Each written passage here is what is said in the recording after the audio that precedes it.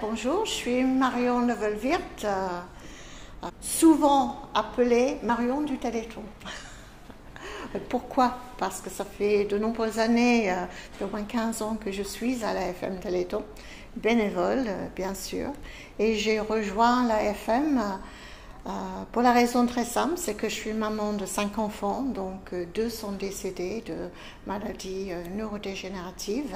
Et quand j'ai vu l'émission pour la première fois, je me suis engagée d'abord en tant que donatrice, après j'ai participé aux événements local, et puis j'ai fait la promesse que le jour où j'aurai vraiment du temps et que mes autres enfants seraient sur les rails, que je m'engagerai, et c'est ce que j'ai fait. Et puis j'ai rejoint donc la grande famille du Téléthon et j'en suis jamais partie et je ne partirai pas. Je suis devenue coordinatrice et le coordinateur ou la coordinatrice gère en région. On s'occupe des organisateurs de A à Z. On est le garant juridique, si vous voulez, et le soutien fort des organisateurs. Je m'occupe d'une très grande coordination qui couvre le monde et donc des organisateurs aux 4 coins du monde. Alors la première chose à faire si on a envie d'organiser un événement Téléthon à l'étranger, c'est tout simplement écrire à tfe@afm-téléthon.fr. C'est l'adresse qui couvre tout ce qui vient de l'international par rapport au Téléthon. C'est moi qui réponds, et de préférence en y mettant un numéro de téléphone.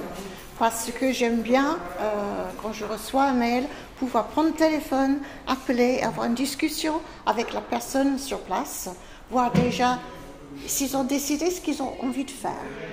Qui sera le porteur, le signataire du contrat, puisqu'il y a un contrat qui nous lie. Où aura lieu l'événement? Est-ce que ce sera sur le lieu d'enseignement, sur le terrain de sport par exemple, ou ailleurs, avec le consul, avec l'ambassade? Est-ce que,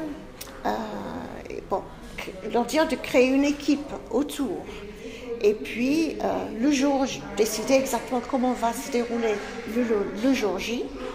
Ensuite, comment faire remonter leur collecte, tout cela.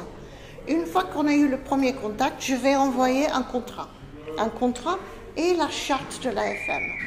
Ce contrat nous lie, c'est un contrat juridique qui nous lie, et la signature de ce contrat ouvre droit à accès à plusieurs sites qui sont dédiés aux organisateurs.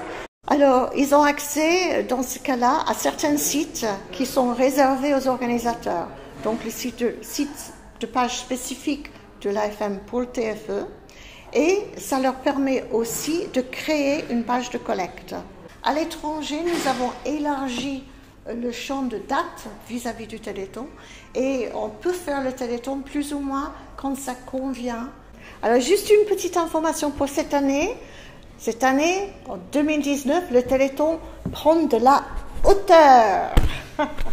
Donc, tout événement que vous pourrez faire, qui se passe soit en hauteur, soit en créant une hauteur, comme vous voulez. Ça peut être quelque chose de très sérieux, très amusant. On peut imaginer les gymnastes en train de sauter sur une trampoline aussi haut que possible, créer un mur, beaucoup de choses. Je laisse là à votre imagination. Je suis sûre qu'il y a beaucoup d'élèves qui auraient de l'imagination là-dessus. Donc, on prend de la hauteur de toutes les façons possibles et imaginables, donc pour faire un super Téléthon cette année.